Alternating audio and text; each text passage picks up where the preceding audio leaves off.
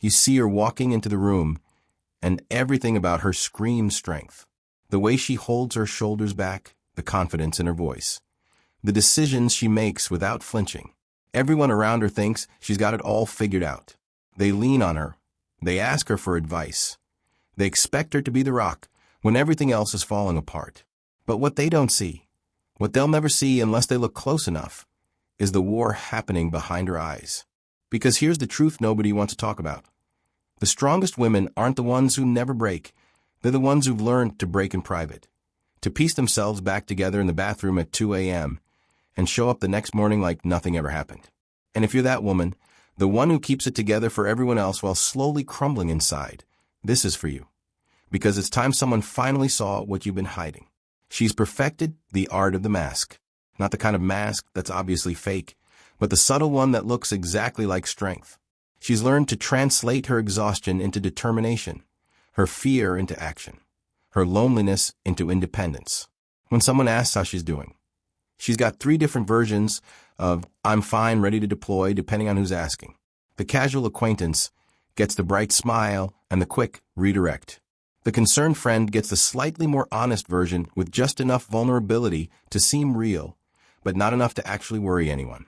And the people who depend on her, they get the reinforced steel version because she knows they can't handle seeing her uncertainty.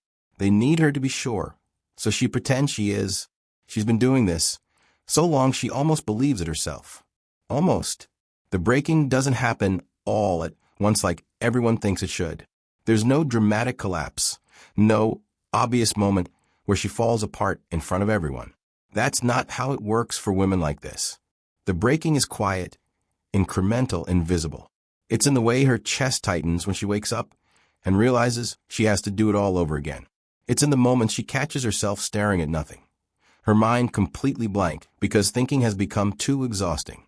It's in how she needs an extra second before she answers a simple question, because forming words suddenly feels like lifting weights. It's in the way she sits in her car after getting home, unable to find the energy to walk the 20 feet to her front door.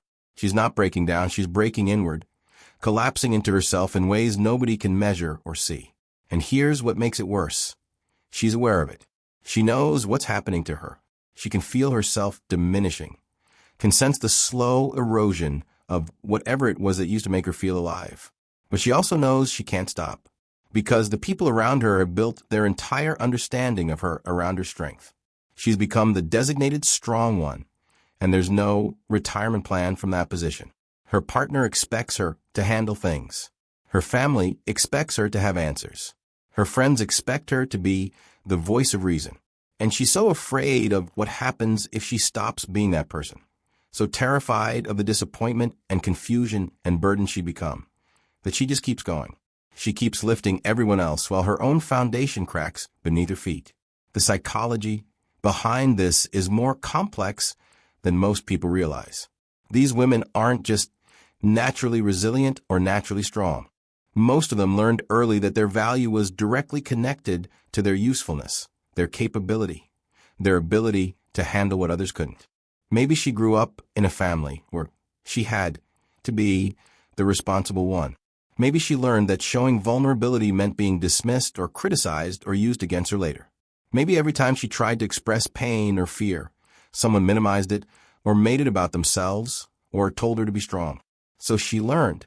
She learned that strength is the only currency that matters, that being needed is safer than being needy, that carrying everyone else's weight at least gives her a purpose even if it's crushing her. There's something particularly insidious about how society treats strong women. We celebrate them, we admire them, we rely on them, but we never actually support them. We don't create space for them to be human.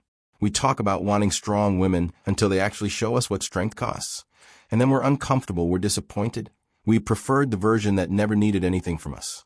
So these women learn to perform strength even when they're empty. They learn to give advice they don't follow themselves, to solve problems they're drowning in personally, to be the cheerleader while quietly giving up on their own dreams. And the worst part is how invisible this becomes. People see her succeeding handling things, moving forward, and they assume she's fine. They never think to check whether the woman who takes care of everyone else is actually taking care of herself. The relationships these women have are often incredibly unbalanced. but in ways that aren't obvious at first. Her partner might think they have an equal relationship because they split chores or share decisions. But they don't see that she's the one managing all the emotional labor, anticipating all the needs, carrying all the worry. She's the one who remembers everyone's birthdays and schedules and preferences. She's the one who notices when something is wrong and initiates the conversation. She's the one who processes her own emotions alone so she doesn't burden anyone else. And because she's so good at it, because she makes it look effortless, nobody realizes how much energy this takes, how much of herself she's pouring out every single day with no one pouring back into her.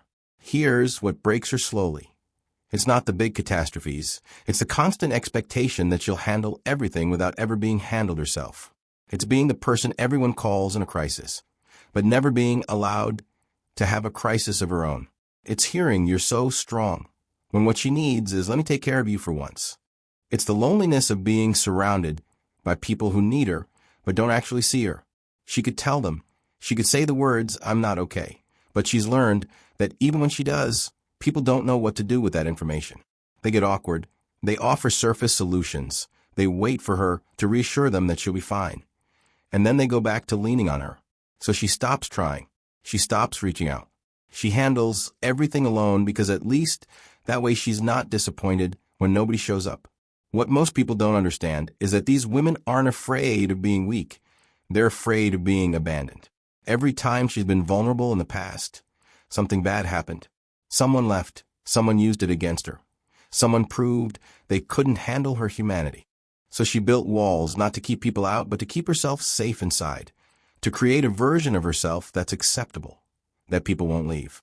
And those walls worked, people stayed, but now she's trapped inside them, unable to let anyone close enough to actually know her. She has relationships where she's loved for what she does rather than who she is, and she can feel the difference even if she can't articulate it. She knows she's replaceable as a function, but irreplaceable as a person, except nobody's interested in the person. They're only interested in the function. The breaking point, when it comes, usually isn't dramatic. It's often something small, something trivial that on any other day she would have handled easily.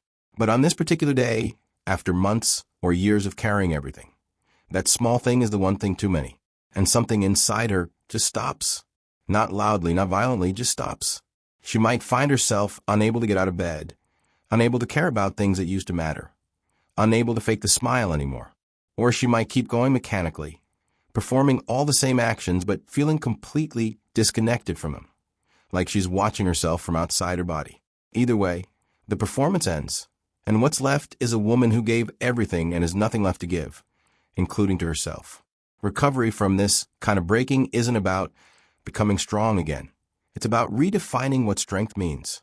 It's about learning that real strength includes the ability to say I can't, to admit I need help, to set boundaries even when people are disappointed. It's about understanding that being strong doesn't mean being indestructible. It means being honest about your limits. It's about finding people who can love you when you're not performing, when you're not useful, when you're just human. And most importantly, it's about learning to be that person for yourself, to give yourself the same grace and compassion and care you've always given everyone else. If this is you, if you're the strong woman who's breaking inside, I need you to hear something. You don't have to hold everything anymore. Your worth isn't measured by how much you can carry or how little you need. You're allowed to put something down. You're allowed to say enough. You're allowed to take up space with your own needs and feelings and struggles. And if the people around you can't handle that, if they can't love you when you're not being strong, then they never actually loved you. They loved what you did for them. You deserve better than that. You deserve to be seen, not just needed. You deserve to be cared for, not just relied upon. And you deserve to rest without having to earn it first. If you needed to hear that today, if something in this resonated with you, hit that like button and subscribe, because we're just getting started on understanding the real psychology behind the masks we wear.